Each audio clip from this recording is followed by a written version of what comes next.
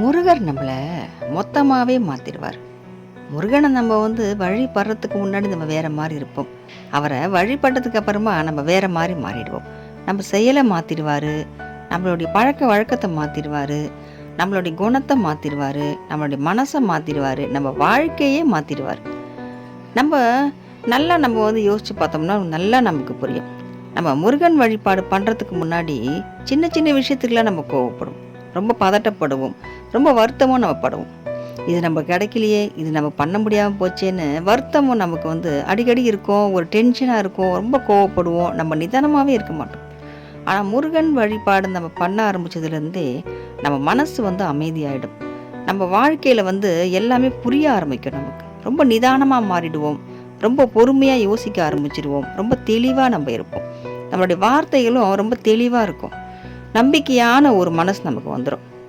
முருகர் இருக்கார், பார்த்துப்பார், அதுக்கப்புறம் என்ன, நமக்கு எது கிடைக்கணுமோ அது கிடைக்கும், எல்லாமே நமக்கு கொடுக்கறதுக்கு முருகர் இருக்கார் அப்படின்னு நமக்குள்ள ஒரு தன்னம்பிக்கை நமக்கு வந்துடும்.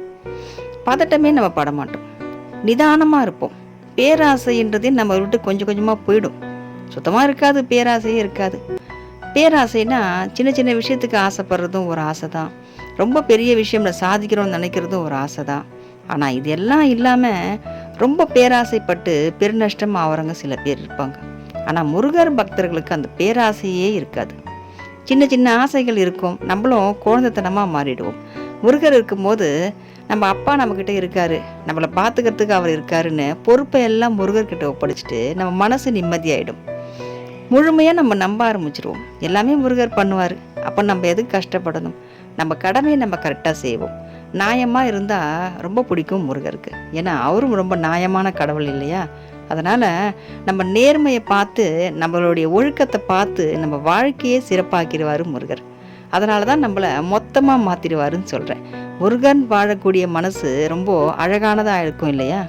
அப்போது நேர்மையான மனசுக்கு தேவையான ஒரு பலன் முருகர் கொடுத்துருவார். அதனால தான் முருகர் மொத்தமாக நம்மளை மாற்றிடுவாருன்னு சொல்கிறேன். இந்த மாற்றங்களும் நல்லதுக்கே தான். மாற்றங்கள் இல்லாதது மாற்றங்கள் சொல்லுவாங்க. அது முருகனுடைய மாற்றமாக நமக்கு இருந்துச்சுன்னா நம்ம வாழ்க்கை எப்போவுமே முன்னேற்றமாக தான் இருக்கும். வெற்றிவேல் முருகனுக்கு அரோகரா.